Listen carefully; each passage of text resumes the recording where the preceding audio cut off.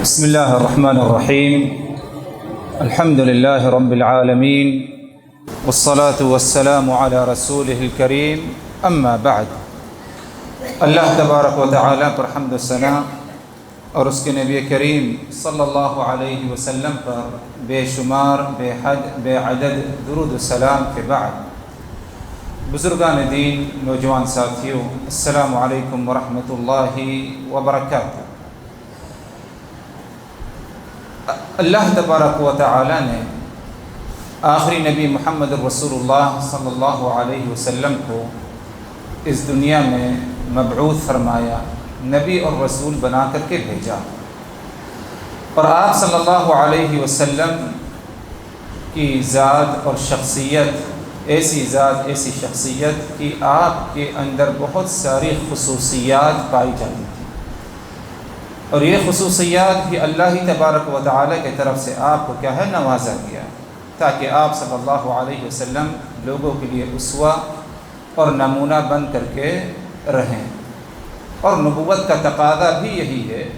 کہ اللہ تبارک و تعالیٰ انبیاء کرام کو عموماً انبیاء کرام، رسول اور پیغمبروں کو چند خصوصیات سے نوازتا ہے جو کہ عام لوگوں کے اندر وہ چیزیں نہیں پائی جاتی ہیں۔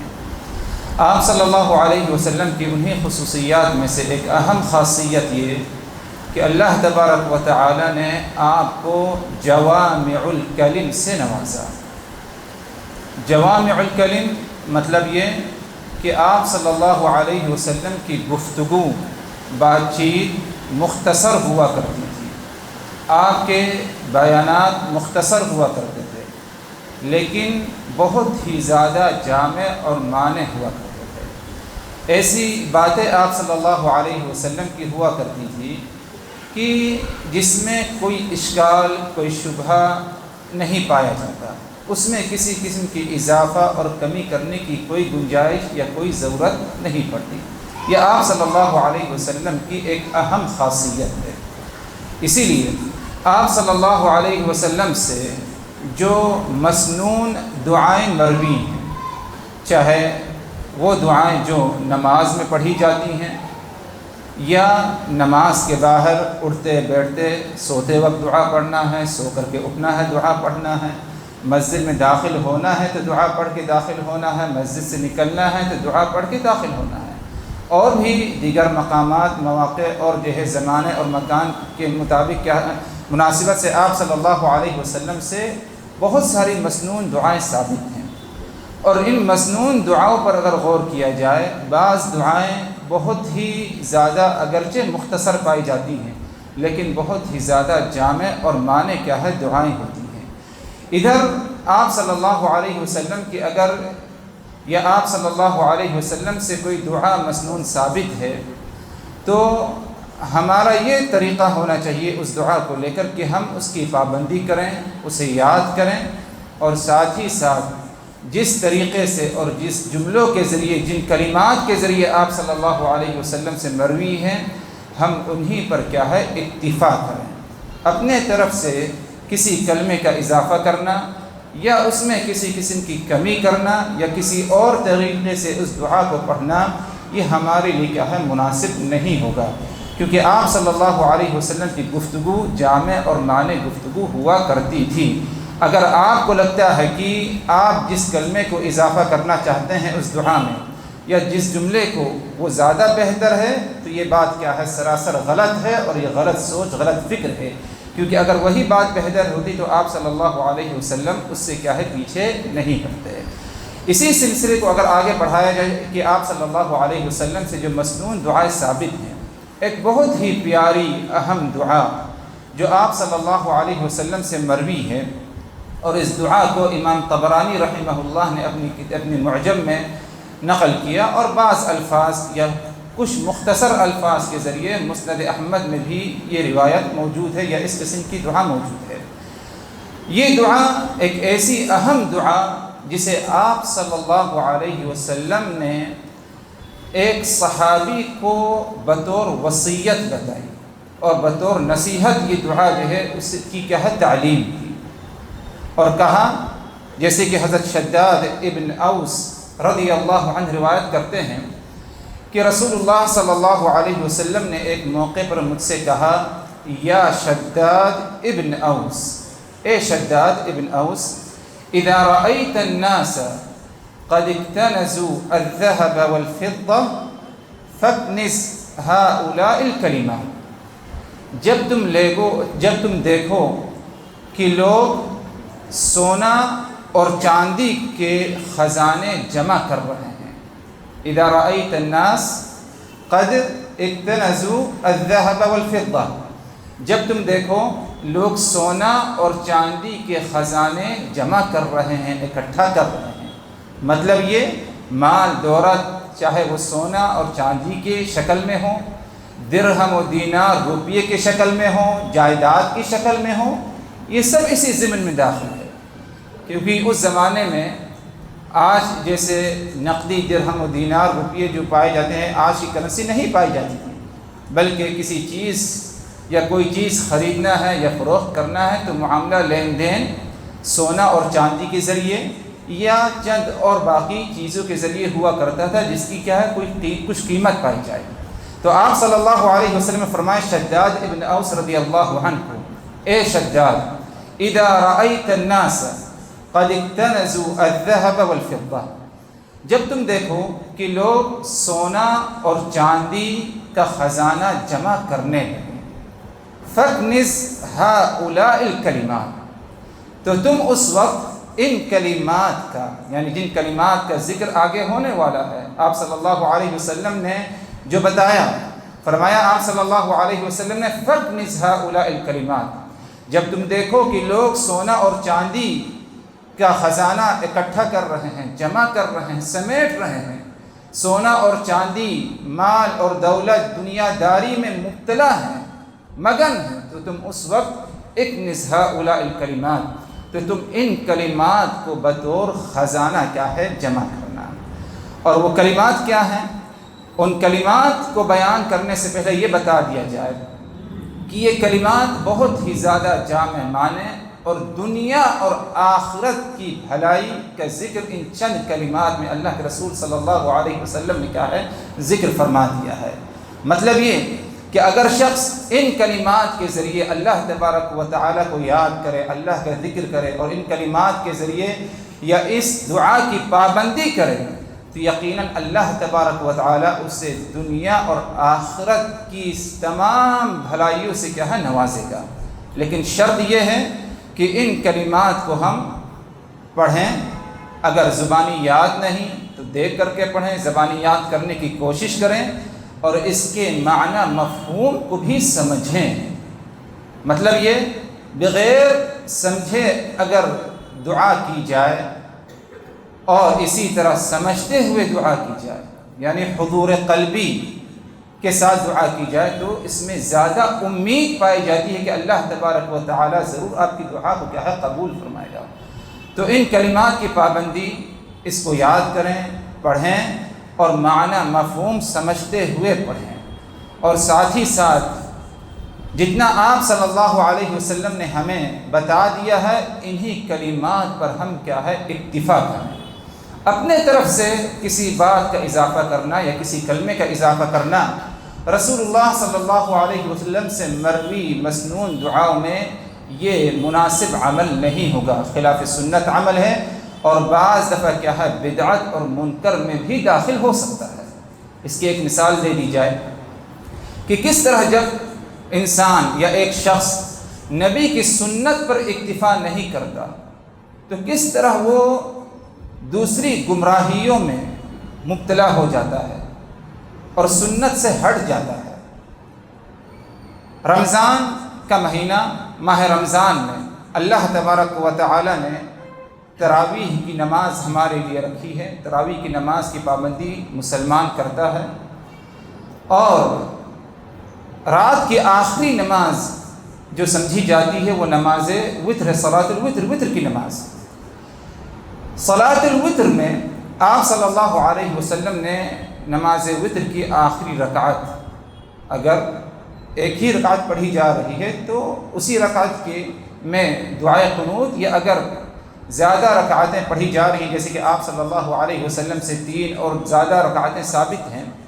المہم نماز وتر کی آخری رکعت میں رکوع سے اٹھنے کے بعد رسول اللہ صلی اللہ علیہ وسلم نے ایک مسنون دعا کی تعلیم دی ہے، اور وہ دعا ہم میں سے ہر ایک کو یاد ہوگی۔ اور ماہ رمضان میں اگر امام سنت پر اکتفا کرنے والا ہے اور سنت پر عمل کرنے والا ہے تو یقین اس دعا کی وہ پابندی کرے گا، اور وہ دعا اللہم اہدنی فیمن ہدیت وعافنی فیمن عافیت آخر دعا تک جو ہے آپ چلی جائیے۔ یہ آپ صلی اللہ علیہ وسلم نے اس دعا کی جو ہے تعلیم دی ہے۔ اب ہونا یہ چاہیے کہ ہم اسی دعا پر کیا ہے اکتفا کریں، اور بالاخص یہ دعا جن کلمات سے مروی ہے انہی کلمات پر کیا ہے اکتفا کریں۔ اس میں کسی کلمے کا اضافہ کرنا یا کوئی اور کلمہ اپنے طرف سے پڑھنا دعا میں اور پابندی کرنا، یہ کیا ہے غیر مناسب عمل ہوگا۔ اسی لیے جب عرب دنیا میں یہ ایک بیماری ہی سمجھی جاتی ہے کہ بعض یا ایک بہت بڑا طبقہ ائمہ کرام جو مسجد کے ائمہ ہیں امام، ان کے اندر یہ چیز پائی گئی کہ دعائے قنوت میں کمی بیشی بعض جملات کا جو ایسے جملے ایسے کلمات جو اللہ کے رسول صلی اللہ علیہ وسلم سے ثابت نہیں ہیں، جب انہوں نے سنت طریقہ چھوڑا تو نماز وتر سنت طریقے سے ان کے نہیں رہ گئے، بلکہ لمبی لمبی دعائیں، یہاں تک کہ دعا اتنی لمبی اگر دیکھا جائے تو قرآن کی تلاوت جو کی جاتی ہے اس سے بھی کئی یعنی منٹ کیا ہے لمبی دعا کر دی جاتی ہے۔ اور اس کا اثر کیا پایا گیا کہ معاشرے میں سماج میں لوگ اسی کو صحیح سمجھنے لگے، اور جب رمضان آ جائے تو اب یہ سوال نہیں کہ کون امام یا کہاں پر تراویح سنت طریقے سے لمبی رکعتیں پڑھی جاتی ہیں، زیادہ سے زیادہ قرآن کی تلاوت کی جاتی ہے، بلکہ سوال یہ ہوتا ہے کون امام کتنی لمبی دعا کرتا ہے، کتنی اچھی دعا کرتا ہے۔ حالانکہ سنت کیا ہے، رسول اللہ صلی اللہ علیہ وسلم جب قیام کرتے، رمضان ہو غیر رمضان ہو، اتنی لمبی تلاوت ہوا کرتی تھی، اتنی زیادہ جو ہے لمبا قیام ہوا کرتا تھا کہ آپ صلی اللہ علیہ وسلم کے قدم مبارک کیا ہے سوج جاتے، اور صحابہ کرام بعض دفعہ یعنی کسی اور وہم اور گمان میں مبتلا ہو جاتے کہ شاید اب رسول اللہ صلی اللہ علیہ وسلم رکوع کریں، یہاں تک کہ بعض روایات میں آتا ہے کہ آپ نے قیام میں سورہ البقرہ، اس کے بعد سورہ النساء اور سورہ آل عمران، اس کے بعد کیا ہے تلاوت کی۔ یہ کسی عام نماز میں بلکہ قیام جو کہ تراویح کی نماز سمجھی جا سکتی ہے، تو لیکن جب سنت سے بندہ ہٹتا ہے اور سنت پر اکتفا نہیں کرتا ہے تو ایسی حالت میں سنت غائب ہو جاتی ہے سماج سے، اور اس کے بدلے میں کیا ہے بدعت، منکر یا خلاف سنت جو اعمال ہیں وہ کیا ہے پائے جاتے ہیں، اور یہ ایک دروازہ کھل جاتا ہے یعنی بدعات کا کیا ہے عام ہونے کا۔ اسی لیے کیا ہے آپ صلی اللہ علیہ وسلم سے جو دعائیں ثابت ہیں انہی پر کیا ہے ہم اکتفا کرتے ہوئے اور انہی کلمات کی پابندی کرتے ہوئے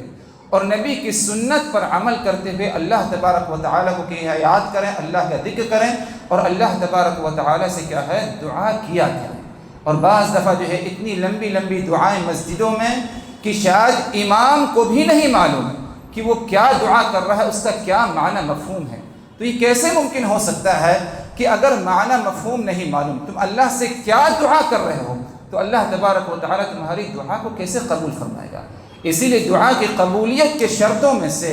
اور دعا کی قبولیت کے آداب میں سے اہل علم اس بات کو بھی بیان کرتے ہیں کہ خشوع خضوع کے ساتھ دعا کی جائے، اور غور و فکر معنی مفہوم سمجھتے ہوئے اور حضور قلبی کے ساتھ کیا ہے دعا کی جائے۔ یقیناً اللہ تبارک و تعالیٰ ایسی دعا کو کیا ہے رد نہیں کرے گا۔ اسی لیے ارشاد باری تعالیٰ ادعوا ربکم تضرعا وخفیہ انہ لا يحب المعتدین، تم اپنے رب کو یاد کرو، تم اپنے رب سے دعا کرو، اسے پکارو تضرعا وخفیہ، اللہ سے دعا کرو تم، اور کس طرح دعا کرو؟ تمہارے اندر عاجزی انکساری پائی جانا چاہیے، اور خفیہ پست آواز سے۔ اور آج دعائیں اگر غور کیا جائے قنوت وغیرہ میں بعض دفعہ بلند آوازوں سے چیخ چیخ کر کے دعا کی جاتی ہے، حالانکہ انسان دعا کر رہا ہے، کس سے مانگ رہا ہے؟ اللہ تبارک و تعالیٰ سے، جو سب سے اعلیٰ ہستی، سب سے اعلیٰ ذات ہے، جس کی کوئی مثال نہیں۔ لیکن جب انسان اپنے والدین ماں باپ سے بات کرے گا تو اس طرح چیخ کر بلند آواز سے دعا ان سے بات نہیں کرتا، ادب کا لحاظ رکھتا ہے، حالانکہ اللہ تبارک و تعالیٰ کی ذات اس کی کیا ہے، زیادہ حقدار ہے کہ ہمارے اندر عاجزی پائی جائے، انکساری پائی جائے، خشوع و خضوع اور حضور قلبی کے ساتھ اللہ تبارک و تعالیٰ سے ہماری دعا اور مناجات ہونا چاہیے۔ اسی لیے اللہ تبارک و تعالیٰ نے فرمایا کہ ادعوا ربکم تضرعا وخفیا، اور آگے فرما دیا کہ انہ لا يحب المعتدین، اسی آیت میں کہ اللہ تبارک و تعالیٰ زیادتی کرنے والوں کو پسند نہیں فرماتا۔ کیا مطلب اس کا؟ مطلب یہ کہ اگر تم نے اپنی دعا میں عاجزی انکساری اختیار نہیں کی، حضور قلبی کے ساتھ تم نے دعا نہیں کی، بس آواز کے ساتھ تم نے دعا نہیں کی، تو یہ ایک قسم کی کیا ہے، زیادتی ہو جائے گی، اور اللہ تبارک و تعالیٰ زیادتی کرنے والوں کو کیا ہے، پسند نہیں فرماتا۔ تو المہم بات کسی اور رخ نہ جائے، اپنے موضوع کی طرف لوٹتے ہیں۔ کہنے کا مقصد یہ کہ جب رسول اللہ صلی اللہ علیہ وسلم نے حضرت شداد ابن اوس رضی اللہ عنہ سے کہا کہ یا شداد اذا رأيت الناس قد اقتنزوا الذهب والفضة فاكنز هؤلاء الكلمات، اے شداد جب تم دیکھو کہ لوگ سونا اور چاندی کا خزانہ جمع کر رہے ہیں، اکٹھا کر رہے ہیں، سمیٹ رہے ہیں، دنیا کے پیچھے مشغول ہیں، ان کا اکثر وقت، زیادہ تر وقت دنیا میں مشغول ہے، تو تم اس وقت کیا ہے اپنے آپ کو اس فتنے سے کیا ہے بچانا، اپنے آپ کو اس برائی سے بچانا، اور تم کیا کرنا، فَاكْنِزْ هَؤُلَاءِ الْكَلِمَاتِ، تم اس وقت ان کلمات کی پابندی کرنا اور اسے اپنے لیے سب سے بہترین خزانہ دنیا میں بھی اور آخرت میں بھی کیا ہے سمجھنا۔ وہ کلمات کیا ہیں؟ آپ صلی اللہ علیہ وسلم نے فرمایا، اور ان کلمات میں اگر دیکھا جائے تو 11 باتوں کا یا 11 چیزوں کا سوال ہے اللہ تبارک و تعالیٰ سے۔ نمبر 1 فرمایا آپ صلی اللہ علیہ وسلم نے، اللہم انی اسألک الثبات فی الامر، اللہم انی اسألک الثبات فی الامر، اے اللہ میں تجھ سے سوال کرتا ہوں۔ کس بات کا سوال؟ الثبات فی الامر، کہ تو مجھے معاملے میں ثبات قدمی سے نوازنا۔ کس معاملے میں؟ معاملے سے مراد ادھر جیسے کہ دوسرے نصوص کی روشنی میں بیان کیا جاتا ہے، معاملے سے مراد ادھر دین کا معاملہ ہے۔ مطلب یہ کہ اے اللہ تبارک و تعالی میں تجھ سے سوال کرتا ہوں، اسألک الثبات فی الامر، کہ تو مجھے اس معاملے یعنی دین کے معاملے میں ثبات قدمی سے نوازنا۔ ثبات قدمی کا مطلب یہ کہ اس دین کی جو تعلیمات ہیں، اللہ تبارک و تعالی نے جن باتوں کا حکم دے دیا ہے، نبی پاک صلی اللہ علیہ وسلم نے جو ہمیں تعلیم دی ہے، ان کی پابندی کرنا، اسی پر قائم رہنا، اس کا مطلب ہے ثبات قدمی دین پر، شریعت پر۔ اور ثبات قدمی کا سوال اللہ تبارک و تعالی سے کرنے کی ہمیں رسول اللہ صلی اللہ علیہ وسلم نے اس دعا میں تعلیم دی، اور فرمایا کہ تم کہو اے شداد اللہم انی اسألک الثبات فی الامر، اے اللہ میں تجھ سے سوال کرتا ہوں دین پر ثبات قدمی، کیونکہ اگر اللہ تبارک و تعالی کی طرف سے توفیق حاصل نہ ہو بندے کو دین پر ثابت رہنے کی، تو وہ دین پر ثابت نہیں رہ سکتا۔ نماز مغرب کے لیے ہم حاضر ہوئے اور یہی امید کی جاتی ہے اللہ تبارک و تعالی سے کہ اللہ ہمیں آگے بھی نماز عشاء کی پابندی کرنے کی توفیق اور دیگر تمام نمازوں کی اور اسی طرح دین کی تمام تعلیمات پر اللہ تبارک و تعالی ہمیں پابندی کرنے کی توفیق دے گا۔ لیکن انسان بعض دفعہ اپنی نیکیوں کو دیکھ کر، اپنے اعمال کو دیکھ کر خوش فہمی میں مبتلا ہو جاتا ہے اور اللہ سے یہ دعا کرنا بھول جاتا ہے، اور یہ بھول جاتا ہے اس بات کو کہ دین پر اسی وقت ثابت قدم رہ سکتے ہیں جب تک اللہ تبارک و تعالی ہمیں اس کی کیا ہے توفیق دے۔ اسی لیے کسی خوش فہمی میں انسان کو مبتلا نہیں ہونا چاہیے۔ ہمارے اسلاف کا معاملہ تھا کہ اگر نماز پڑھ لیتے، کوئی نیک عمل کر لیتے، صدقہ خیرات ہو، کوئی بھی نیک عمل ہو، تو اس کے بعد ایک قسم کی فکر میں مشغول رہتے، اور وہ فکر یہ کہ اللہ تبارک و تعالی اس عمل کو ضرور قبول کرے، کہیں ایسا نہ ہو کہ اللہ تبارک و تعالی ہماری کسی برائی کی بنا پر اللہ تبارک و تعالی اس عمل کو کیا ہے رد کر دے اور اس کا اجر ثواب ہمیں کیا ہے نہ دے۔ تو یہ فکر ہمارے اندر پائی جانا چاہیے کہ کوئی بھی عمل ہو، چھوٹا سا چھوٹا نیک عمل کیوں نہ ہو آپ کی نگاہ میں، حالانکہ عمل صالح کوئی چھوٹا نہیں سمجھا جاتا اللہ کے نزدیک۔ ہو سکتا ہے کہ آپ کی نگاہ میں کوئی عمل معمولی سمجھا جائے،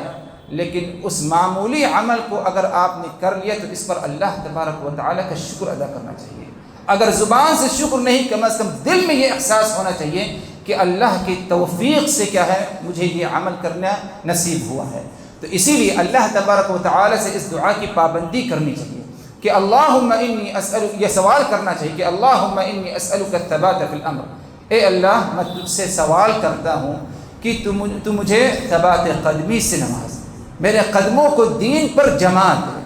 آگے کیا دوسرا سوال ہے؟ آپ صلی اللہ علیہ وسلم نے فرمایا والعزیمۃ علی الرشد، اور اسی طرح اے اللہ تو مجھے رشد و ہدایت کے معاملے میں عزیمت سے نوازنا۔ کیا مطلب رشد و ہدایت کے معاملے میں عزیمت سے نوازنا؟ مطلب یہ کہ انسان بعض دفعہ ہدایت اور اچھے کاموں کو کیا کرنے کا ارادہ کرتا ہے، اور اسی طرح کچھ شوق بھی اس کے اندر پایا جاتا ہے، لیکن اس کے باوجود وہ شخص وہ عمل نہیں کر پاتا، اس کی اپنی کچھ سستی کاہلی، یا انسان اس کے لیے کوشش نہیں کرتا، صرف آرزو تمنا کرتا ہے کہ کاش کہ میں بھی یہ نیک عمل کر لوں۔ اس کے اندر یہ آرزو پائی جاتی ہے یا جذبہ شوق ہے اس عمل کو کرنے کا، لیکن اس کے لیے جد و جہد کوشش نہیں کرتا، اللہ سے توفیق طلب نہیں کرتا۔ اسی لیے اللہ کے رسول نے فرمایا اس دعا میں والعزیمۃ علی الرشد، تم اللہ تبارک و تعالی سے اس کے لیے دعا کرو کہ تمہارے اندر اگر یہ جذبہ آ جائے، یہ شوق آ جائے، یہ فکر آئے کہ فلاں نیک عمل میں بھی کروں، تو تم اس کے لیے جد و جہد کرو، اور اللہ تبارک و تعالی تمہیں اس کی کیا ہے ضرور کیا ہے توفیق دے گا۔ اور ان باتوں کو ہمیں کیا ہے معمولی نہیں سمجھنا چاہیے، یعنی ثبات قدمی کے سوال اور نیکی کرنے کا سوال ہم کریں اللہ تبارک و تعالی سے، اس کو ہم کیا ہے معمولی نہ سمجھیں۔ رسول اللہ صلی اللہ علیہ وسلم کی ہستی کون سی ہستی ہے؟ آپ صلی اللہ علیہ وسلم کے پچھلے اگلے تمام گناہوں کو اللہ تبارک و تعالی نے معاف فرما دیا، لیکن اس کے باوجود آپ صلی اللہ علیہ وسلم کی وہ دعائیں جن کی آپ پابندی کیا کرتے تھے کثرت سے، ان دعاؤں میں سے ایک اہم دعا یہ کہ اللہم یا مقلب القلوب ثبت قلبی علی دینک، اے مقلب القلوب، دلوں کا پلٹنے والا، دلوں کا پھیرنے والا، ثبت قلبی علی دینک، تو میرے دل کو اس دین پر کیا ہے ثابت رکھنے کی مجھے کیا ہے توفیق دے، یا اس چیز سے تو مجھے نواز۔ یہ دعا کون کر رہا ہے کہ اللہم یا مقلب القلوب ثبت قلبی علی دینک؟ رسول اللہ صلی اللہ علیہ وسلم کر رہے ہیں۔ ظاہر سی بات ہے کہ آپ صلی اللہ علیہ وسلم کا یہ معاملہ، اور اسی طرح بعض عظیم صحابہ کرام سے مروی، ہم اور آپ جو ہے اس کی زیادہ محتاج ہیں، اور اس کی زیادہ پابندی کرنے کی ہمارے لیے کیا ہے ضرورت ہے، خاص طور پر آج کا ایک ایسا وقت اور ایک ایسا زمانہ کہ جب کہ فتنے ہمارے کیا ہے مختلف قسم کے فتنے ہمارے سامنے ہیں، چاہے وہ فتنے شہوات ہوں یا فتنے شبہات ہوں۔ تو اللہ تبارک و تعالی سے دعا کرنا چاہیے کہ اللہ تبارک و تعالی ہمیں اس دین پر ثبات قدمی اور اسی طرح ہر وہ نیک عمل کرنے کی توفیق دے جس نیک عمل کے بارے میں ہمیں معلوم ہو جائے، کہیں سے خطبے کے ذریعے، کسی عالم دین کی تقریر بیان کے ذریعے، یا مطالعے کے ذریعے کوئی نیکی ہمیں معلوم پڑ جائے جس کے بارے میں ہمیں شاید پہلے نہیں معلوم تھا، تو فوری طور پر اس نیکی کو کرنے کے لیے ہمارے اندر جذبہ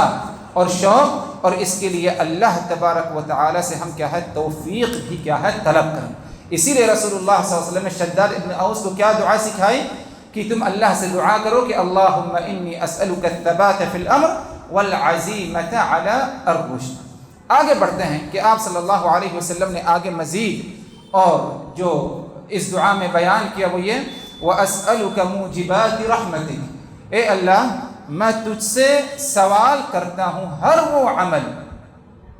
جس عمل کے ذریعے مجھے تیری طرف سے رحمت حاصل ہو، اور وہ کون سے اعمال ہیں کہ جن کے ذریعے اللہ تبارک و تعالی کی طرف سے ہمیں رحمت حاصل ہوگی۔ اگر دیکھا جائے تمام اعمال صالحہ بلا استثناء، تمام اعمال صالحہ اگر انسان ان کی پابندی کرے اللہ تبارک و تعالی کی طرف سے ضرور اسے کیا ہے رحمت حاصل ہوگی۔ یہی کیا کم ہے کہ نبی پاک صلی اللہ علیہ وسلم پر درود السلام بھیجنا، آپ صلی اللہ علیہ وسلم پر درود اور سلام اور آپ درود سلام کی پابندی کرنا، اللہ تبارک و تعالی اپنی رحمتوں کو دروازہ کھول دیتا ہے۔ فرشتے ہمارے حق میں کیا ہے دعائے خیر فرماتے ہیں، مسجد میں داخل ہوتے ہیں نماز کی غرض سے یا کسی اور مقصد سے، جائز اچھے نیک عمل کے مقصد سے ہمیں تعلیم دی گئی کہ مسجد میں جب داخل ہو تو اس دعا کو پڑھتے ہوئے داخل ہو، اللہم افتح لی ابواب رحمتک، اے اللہ تو اپنی رحمتوں کا دروازہ ہمارے لیے کیا ہے کھول دے۔ کیونکہ مسجد میں جب بندہ آتا ہے نیک عمل کرنے کے لیے آتا ہے، چاہے نماز ہو، ذکر و اذکار ہو، دعا ہو، توبہ استغفار ہو، قرآن کی تلاوت ہو، دین کی باتیں سیکھنے سکھانے کے لیے آتا ہے، ہر عمل باعث رحمت ہے۔ تو اس کے لیے بھی اللہ تبارک و تعالی سے دعا کی جائے کہ اللہ واسألک موجبات رحمتک، اے اللہ تعالیٰ تو مجھے ان اعمال کرنے کی توفیق دے جن اعمالوں کے ذریعے مجھے کیا ہے رحمت حاصل ہو۔ آگے فرمایا آپ صلی اللہ علیہ وسلم نے وعزائم مغفرتک، اسی طرح اے پروردگار ہر وہ عمل سے تو مجھے بچا، یا ہر وہ عمل سے تو مجھے بچا جو باعث عذاب ہو، مطلب یہ کہ ہر ایسا عمل کرنے کی تو مجھے توفیق دے جو ہمارے لیے کیا ہے باعث کیا ہے مغفرت بنے۔ آگے فرمایا آپ صلی اللہ علیہ وسلم نے کہ وَأَسْأَلُكَ شُكْرَ نِعْمَتِكَ، اسی طرح اے اللہ میں تجھ سے سوال کرتا ہوں کہ میں تیری نعمتوں کا شکر ادا کر سکوں۔ نعمتوں کا شکر ادا کرنا، اس کی بھی اللہ تبارک و تعالی سے توفیق طلب کرنے کا ہمیں کیا ہے حکم دیا گیا۔ اور اللہ تبارک و تعالی کی کون کون سے نعمتوں کا شکر ادا کیا جائے؟ تمام نعمتوں کا شکر ادا کیا جائے۔ اور سب سے عظیم نعمت ہم پر یہ ہے کہ اللہ تبارک و تعالی نے ہمیں دین اسلام سے نوازا۔ اس دین کو لے کر کے اللہ تبارک و تعالی کا ہمیں شکر ادا کرنا چاہیے۔ اگرچہ ہم ایک مسلمان گھر میں پیدا ہوئے اور اس کا شاید احساس نہ ہو کتنی بڑی نعمت ہے، لیکن اس کے باوجود ہم اللہ تبارک و تعالی سے دعا کریں اور اللہ تبارک و تعالی سے توفیق طلب کریں کہ اے اللہ تو ہمیں اسلام جیسی نعمت اور دیگر تمام نعمتوں کا شکر ادا کرنے کی ہمیں کیا ہے توفیق دے۔ اور شکر کے 3 درجات ہیں، 3 طریقے ہیں، تینوں پائے جانے چاہیے۔ نمبر 1 زبان سے اقرار ہو کہ یہ نعمت اللہ کی طرف سے حاصل ہو، زبان سے شکریہ ادا کریں اللہ تبارک و تعالیٰ کا، اور اسی طرح دل میں اس کا احساس ہو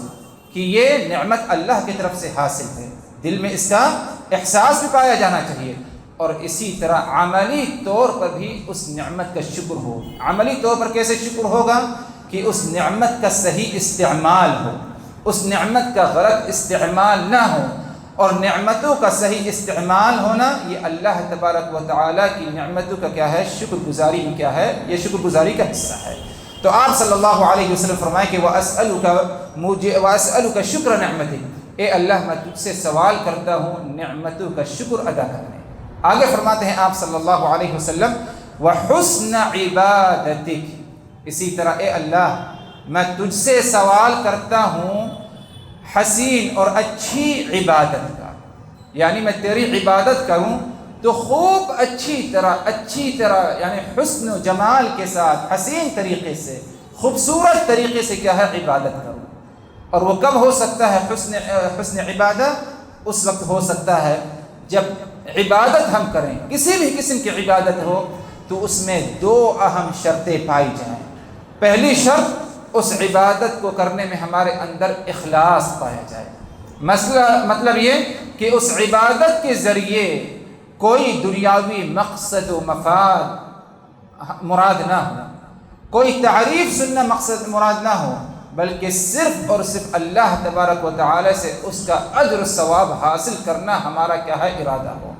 اخلاص یہ کہ عبادت کریں تو صرف اور صرف اللہ تبارک و تعالی کی رضامندی کے لیے عبادت کریں، اخلاص پایا جانا چاہیے۔ دوسری چیز جب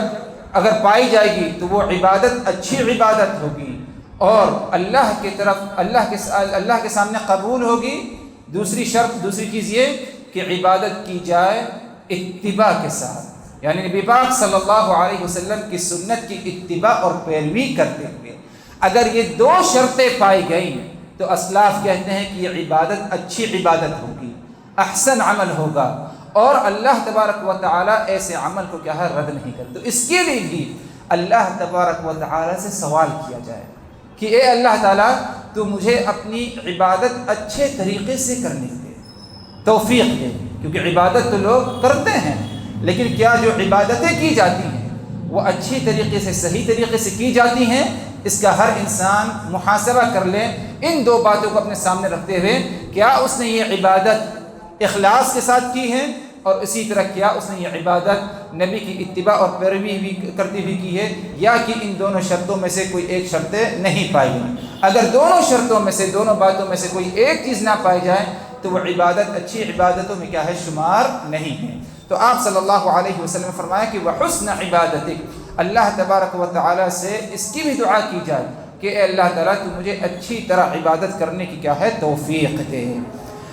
آگے فرمایا آپ صلی اللہ علیہ وسلم نے وَأَسْأَلُكَ قَلْبًا سَلِيمًا وَلِسَانًا صَادِقًا، اے اللہ میں تجھ سے سوال کرتا ہوں قلب سلیم، اور اسی طرح دوسری بات ادھر وَلِسَانًا صَادِقًا، اور ایسی زبان جو کہ سچی زبان ہو، صادق۔ قلب سلیم کسے کہتے ہیں؟ قلب سلیم کہتے ہیں کہ انسان کا دل صحیح سالم ہو۔ کن چیزوں سے صحیح سالم ہو؟ انسان کا دل سب سے اہم جس سے سلیم ہو اور خالی ہو وہ یہ کہ اس کے اندر شرک نہ پایا جائے بلکہ اللہ تبارک و تعالی کی توحید پائی جائے، اور اسی طرح قلب سلیم یہ کہ اپنے دل میں کسی قسم کی کوئی برائی، بغض و عناد، نفرت کیا ہے نہیں پائی جائے۔ اور ایسا قلب جو کہ قلب سلیم جس کے اندر کسی بھی قسم کی کوئی برائی نہیں پائی جاتی، یہی کامیابی کا راز ہے۔ اسی لیے اللہ تبارک و تعالی نے فرمایا سورہ الشعراء میں یوم لا ينفع مال ولا بنون الا من اتى اللہ بقلب سلیم، ایک دن ایسا ہے کہ جس دن انسان کو اس کا مال فائدہ نہیں پہنچائے گا، انسان کو اس کی اولاد نفع نہیں پہنچا سکتی، مگر صرف الا من اتى اللہ بقلب سلیم، مگر صرف وہی شخص کامیاب ہو سکتا ہے اس دن روز قیامت جو قلب سلیم کے ساتھ کیا ہے حاضر ہوگا۔ اور قلب سلیم جس دل میں کسی قسم کی کوئی برائی کیا ہے نہ پائی جائے اور ہر برائی سے کیا ہے وہ دل کیا ہے پاک ہو۔ تو اس کے لیے بھی رسول اللہ صلی اللہ علیہ وسلم نے اسی دعا میں بتایا کہ اللہ سے یہ بھی دعا کی جائے کہ وَأَسْأَلُكَ قَلْبًا سَلِيمًا، اے اللہ تعالیٰ میں تجھ سے قلب سلیم کا بھی سوال کرتا ہوں۔ آگے فرمایا آپ صلی اللہ علیہ وسلم نے وَلِسَانًا صَادِقًا، اسی طرح اے اللہ میں تجھ سے سوال کرتا ہوں ایسی زبان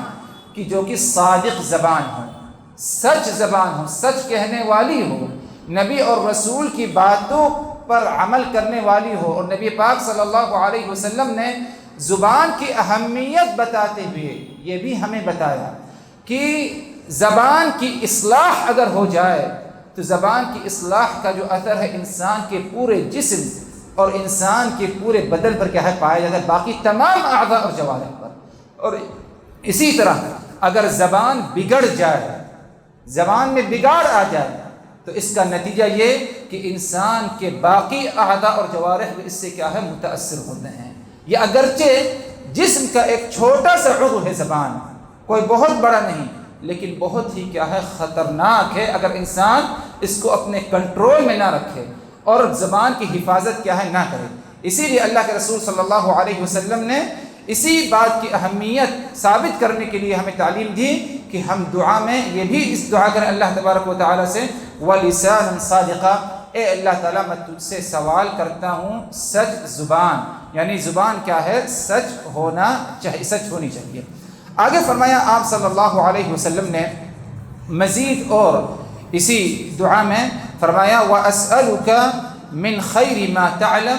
وَأَعُوذُ بِكَ مِنْ شَرِّ مَا تَعْلَمُ وَأَسْتَغْفِرُكَ لِمَا تَعْلَمُ إِنَّكَ أَنْتَ عَلَّامُ الْغُيُوبِ۔ اسی طرح اے اللہ میں تجھ سے سوال کرتا ہوں من خیر ما تعلم،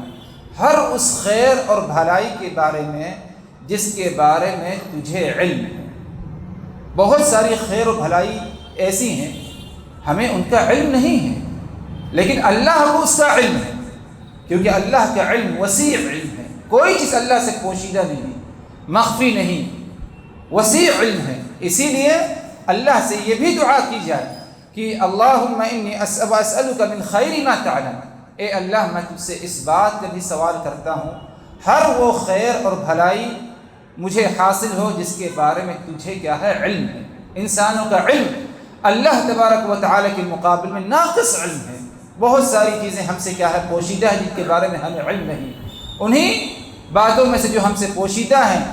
خیر اور بھلائی کے کون کون سے راستے ہیں، کون کون سے عمل ہیں، اور کہاں اللہ تبارک و تعالیٰ نے ہمارے لیے خیر اور بھلائی رکھی ہے، ہمیں اس کا علم برابر نہیں۔ اس کے لیے اللہ تبارک و تعالیٰ سے دعا کی جائے کہ وَأَسْأَلُكَ مِنْ خَيْرِ مَا تَعْلَمُ، اے اللہ میں تجھ سے سوال کرتا ہوں ہر اس خیر اور بھلائی کے بارے میں جس کے بارے میں تجھے علم ہے۔ آگے فرمائے آپ صلی اللہ علیہ وسلم نے وَأَعُوذُ بِكَ مِنْ شَرِّ مَا تَعْلَمُ، اے اللہ اسی طرح ہر اس شر سے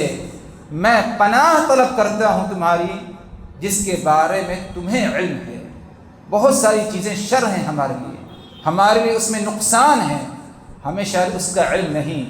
بظاہر انسان افسوس کرتا ہے کہ مجھے وہ چیز کیوں نہیں حاصل ہوئی، محنت کے باوجود، کوشش کے باوجود اسے افسوس، حسرت اور ندامت کا سامنا کرنا پڑتا ہے۔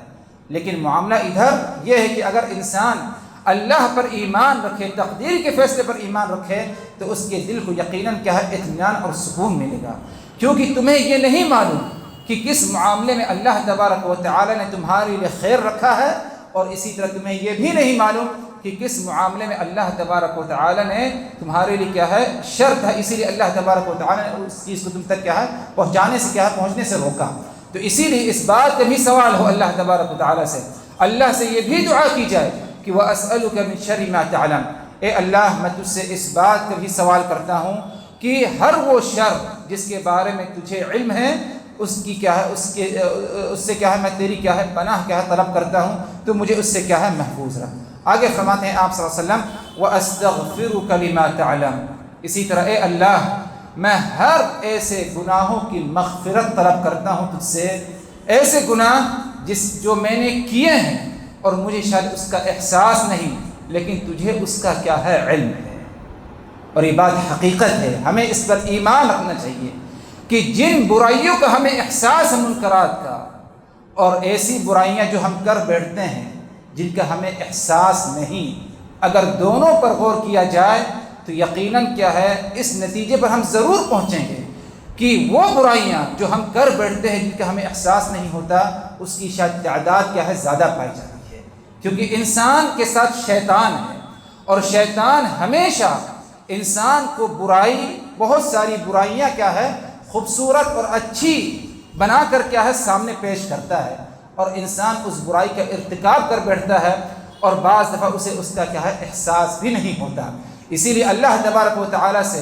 ہر اس عمل کی مغفرت طلب کی جائے جس میں اللہ کی نافرمانی پائی گئی، ہم نے اس عمل کا ارتکاب کیا اور ہمیں اس کا کیا ہے؟ احساس نہیں ہوا۔ ان کے بعد اللہ کے رسول صلی اللہ یعنی ان باتوں کے بعد کہ اے اللہ تعالیٰ میں تجھ سے سوال کرتا ہوں ہر وہ خیر جس کے بارے میں تجھے علم ہے، ہر وہ شر کی اس شر سے پناہ تیری جس کے بارے میں تجھے علم ہے، اور اسی طرح ہر وہ گناہ جس کے بارے میں تجھے علم ہے میں نے کیا ہے اس کی مغفرت فرما دے۔ آخر میں اللہ کے رسول صلی اللہ علیہ وسلم نے آپ صلی اللہ علیہ وسلم نے فرمایا کہ انک انت علام الغیوب، کیونکہ اے اللہ تعالیٰ تیری ہی ذات ایک واحد ذات ہے جو علام الغیوب ہے، بہت زیادہ علم رکھنے والی ہے، یہاں تک کہ غیب کا بھی علم صرف اور صرف اے اللہ تیری ہی ذات کو ہے، کسی اور کی کیا ہے ذات کو نہیں۔ تو ادھر ایک قسم سے کیا ہے توحید کا کیا ہے اقرار ہوا رسول اللہ صلی اللہ علیہ وسلم کی کیا ہے تعلیم کے مطابق۔ تو المہم حضرات بزرگان دین، کہنے کا مقصد یہ تھا کہ اگرچہ جو ہے یہ دعا بہت ہی تفصیل کے ساتھ اس کا معنی مفہوم نہیں بیان کیا جا سکا کیونکہ وقت تھوڑا سا کم تھا، لیکن اتنا ضرور ہے کہ اگر اس دعا کے معنی مفہوم پر غور کیا جائے بہت ہی جامع معنی دعا ہے۔ اور رسول اللہ صلی اللہ علیہ وسلم نے اس دعا کے بارے میں کیا کہا؟ فرمایا حضرت شداد کو اذا رأيت الناس قد اقتنزوا الذهب والفضة فاكنز هؤلاء الكلمات، کہ اے لوگوں جب تم دیکھو کہ لوگ، اے شداد جب تم دیکھو کہ لوگ سونا اور چاندی کا خزانہ جمع کر رہے ہیں تو تم اس وقت اپنے آپ کو اس سے بچاتے ہوئے تم ان کلمات کا خزانہ جمع کرنا۔ ان کلمات یعنی وہ دعا اور کلمات جن کا ذکر کیا گیا جیسے کہ گزری بات، لیکن ان کلمات کا خزانہ کیسے جمع کیا جائے؟ مطلب یہ کہ بار بار ان کلمات کو کیا ہے پڑھو،